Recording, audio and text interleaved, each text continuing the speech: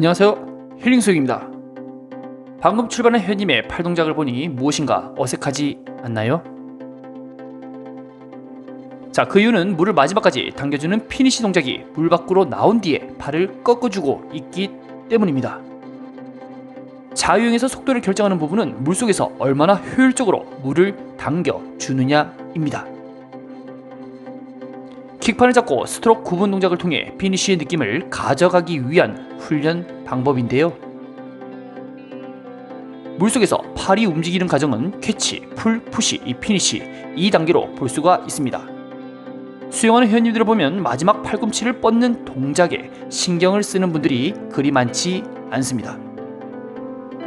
왜냐하면 힘들기 때문이죠. 마지막 팔을 쭉 뻗어주는 순간 어깨와 골반, 엉덩이가 돌아가는데요. 이게 맞습니다.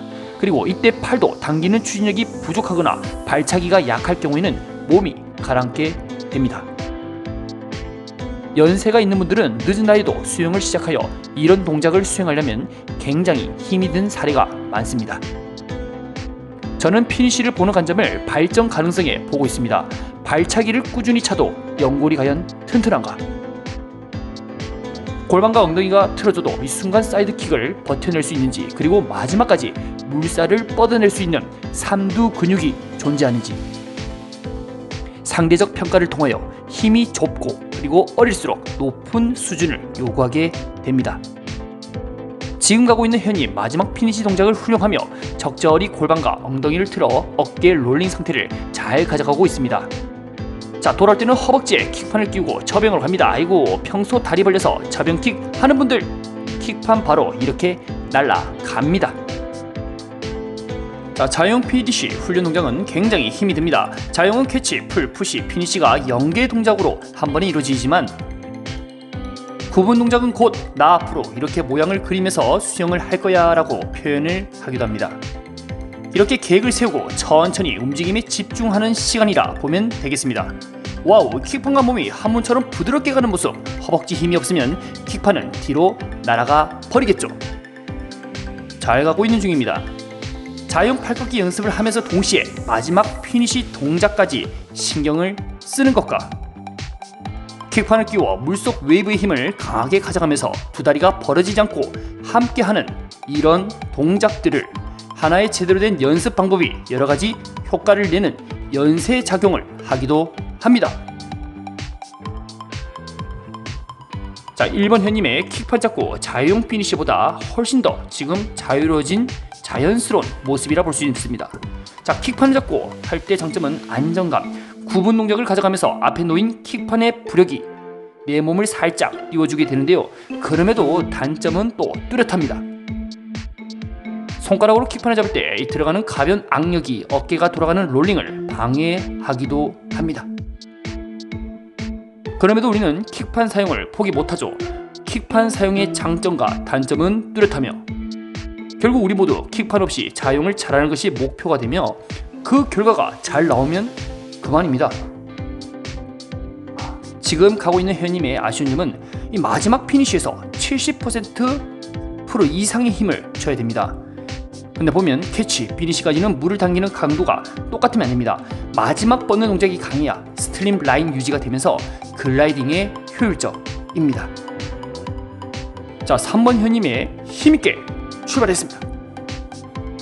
자, 자유형 팔꺾기가 익숙지 않거나 자유형을 이제 막 배우기 시작한 분들은 지금 하는 이야기를 이해하기가 쉽지 않습니다. 3번 현님 킥판 없이 자유형이 속도감 있게 잘 나아가고 있는 것처럼은 보이지만 아쉬운 부분도 보이죠.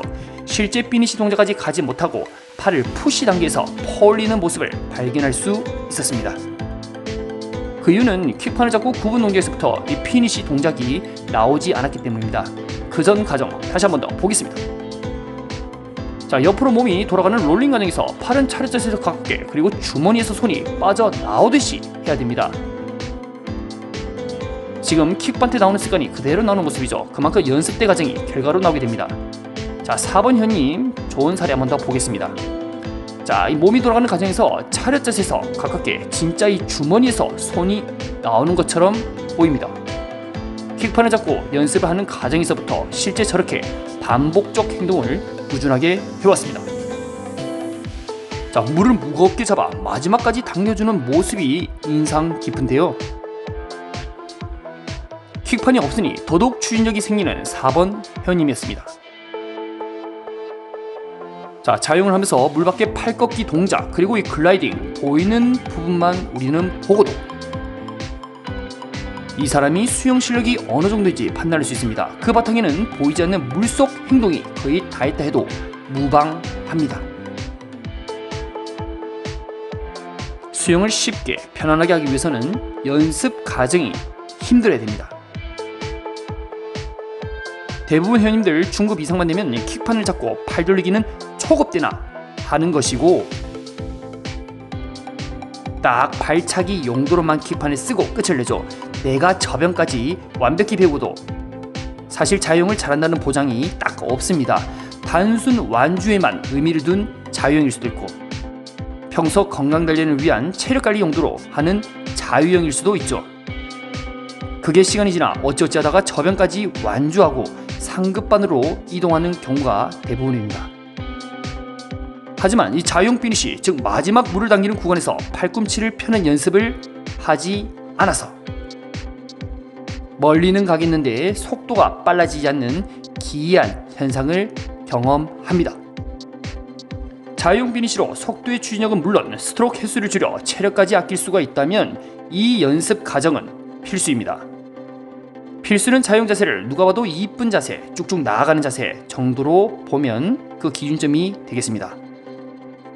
자유 수영 때 아주 천천히 속도에 연연하지 않고 자유형만 20바퀴씩 도는 할머니들이 우리 주변에 있습니다.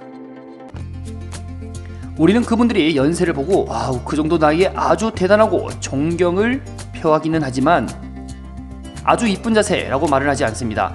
이 피니시 동작을 그분들이 하게 되면 몸이 돌아가는 과정에서 팔꿈치를 펴는 피니시 순간 발차기 능력이 약해서 몸이 가라앉을 가능성이 꽤나 큽니다. 20바퀴 이상을 딱 채우고 집으로 가는 할머니들의 수영 자세가 본인의 근력과 완주를 하기 위한 이상적 자세로 되어 있기 때문에 그들 나름대로의 자세에서는 그 자세가 효율적이라 볼 수가 있죠. 결국에는 자유형 자세는 정답은 없습니다. 앞서 이야기를 했던 것처럼 나이, 성별, 연령, 부상 이력, 추구하는 목표 등 개인이 자유형을 해야 하는 이유가 수만 가지이기 때문에 피니시 연습이 맞을 때도 있고 때로는 이 동작이 본인에게 맞지 않을 때도 있습니다. 한 가지 분명한 것은 피니시 동작을 연습하지 않으면 개인의 수영 역량 100% 중에서 70%밖에 채워지지 못합니다. 70%에도 만족하며 수영을 할 것인가, 100% 해볼 만큼 내 역량을 모조리 다 발휘해볼 것인가, 이런 부분도 개인과 수영 코치가 반의 특성과 능력치를 모두 고려해봐야 될 문제입니다. 자, 자유형 피니시를 할 줄 아는 것은 특히나 이 세 가지 부분에서 두각을 드러냅니다. 첫 번째는 이 스트림 라인 유지. 자, 물이 팔이, 이 캐치, 풀, 푸시까지는 팔꿈치가 구부러졌지만 마지막 단계 피니시에는 팔이 완벽하게 뻗어 있습니다. 자, 이 뻗는 과정이 몸에 가까울수록 물의 저항을 줄여주는 효과가 있으며 수영복 호주머니에서 손이 빠져나올 정도로 몸에 가깝게 위치를 한다면 가장 이상적인 스트림 라인을 유지했다고 볼 수 있겠습니다. 자, 두 번째는 롤링의 안정성. 자유형할 때 높은 팔꿈치를 만드는 과정에서 팔꿈치 중심으로 팔이 앞으로 나오게 됩니다. 높은 팔꿈치 앞으로 오는 과정을 리커버리, 우리말로 회복이라는 뜻입니다. 무슨 회복? 아니, 팔꿈치 올리는 게 노동인데 무슨 회복이냐? 물속에서 팔을 당기는 과정이 힘을 상대적으로 많이 쓰기 때문에 비교적 물 밖으로 팔이 나오는 과정은 편안한 게 맞습니다. 이 동작을 더 편안하게 하기 위해서는 어깨가 먼저 회전, 즉 돌아가면서 골반과 엉덩이, 다리도 돌아가면서 어깨의 좌우 균형을 적절히 잡아주면서 내 몸이 완전히 뒤집어지지 않는 선에서 롤링에 안정화를 돕게 됩니다. 자유형 피니시 동작을 할 때는 롤링이 하기 싫어도 저절로 하게 됩니다. 자연스럽게 따라오게 되죠. 어깨가 기울어야 팔을 뒤로 빼기가 편하고 올라오는 리커버리 과정을 원활하게 돕는 역할을 하거든요. 셋째, 긴 글라이딩. 피니시 동작을 뒤로 당기는 순간 다른 팔은 앞을 보고 있겠습니다.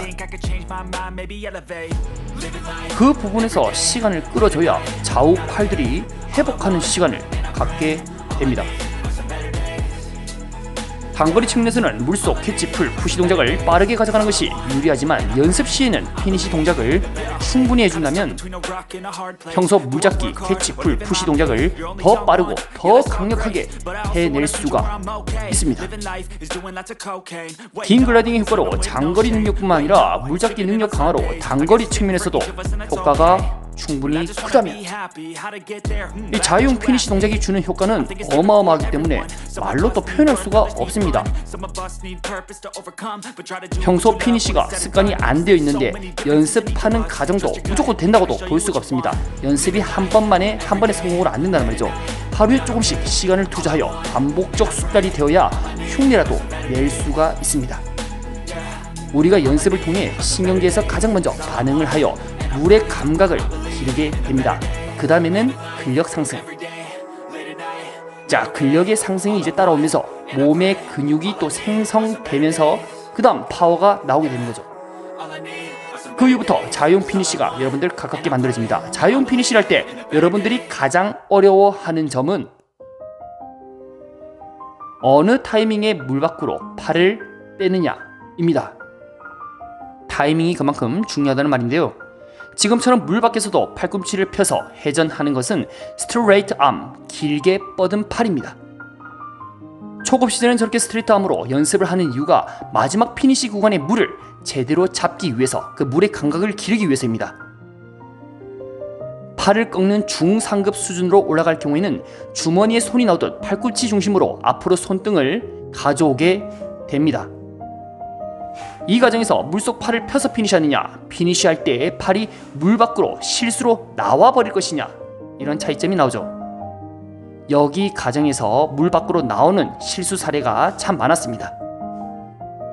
마지막까지 물속에서 밀어다 주고 피니시가 끝나면 팔꿈치 중심으로 앞으로 가져오면서 길게 글라이딩을 하라. 단순하면서 쉽지가 않죠. 결국에 피니시만 잘하면 첫 번째는 스트림라인 유지, 둘 번째는 롤링이 안정화, 세 번째는 긴 글라이딩이 좋아집니다. 이 세 가지 부분을 모두 발전, 즉 한 번에 연습으로 다 시킬 수 있습니다. 이게 힘들고 과감히 포기해도 자유형은 됩니다. 그러나 자신의 능력을 한 단계 높이기 위해서는 자유형 피니시 위주의 연습이 필요하겠죠. 그렇게 연습과 습관을 들인다면 어디를 가도 저 사람은 자유형 자세가 좋은 사람이라고 인식이 될 것입니다. 오늘 영상은 여기까지입니다. 작은 습관이 인생의 변화를 불러일으키듯이 자유형의 사소한 습관 하나가 여러분의 평생 수영 실력을 좌우합니다. 오늘도 영상 시청해주셔서 감사합니다.